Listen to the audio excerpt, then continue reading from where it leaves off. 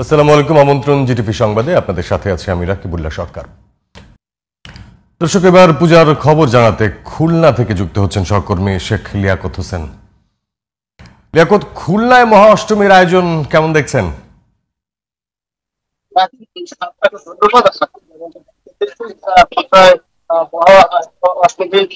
সাথে হচ্ছে খুলনায় রয়েছে 941টি পূজা মণ্ডপ, তার মধ্যে মহানগরে রয়েছে 76টি। এই 76টির আমি এখন রয়েছি খুলনা ময়নাপোতা হরিজন মন্দিরে। এখানে একেবারে সর্বসাধারণের মন্দির এবং সেখানে উপস্থিত রয়েছেন খুলনা মহানগর বিএনপির সভাপতি অ্যাডভোকেট শফিকুল আলম বনা। তিনি তার দলের নেতা কর্মীদের নিয়ে এখানে যে হরিজনের সাধারণ হতদরিদ্র ছেলে মেয়েরা রয়েছে তাদের জন্য খেলার সামগ্রী, বই, পুস্তক এবং কাপড় বিতরণ করবেন তিনি। আমি একটু তার সাথে কথা বলছি, তার কাছে জানতে চাই যে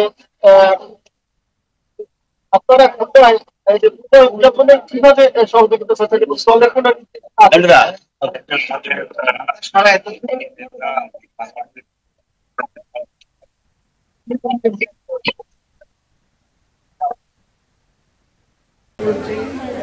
আমরা সবাই বাংলাদেশি। তাদের প্রমাণ করেছেন হাজার বছর ধরে বাংলাদেশ সাম্প্রদায়িক সম্প্রীতির দেশ।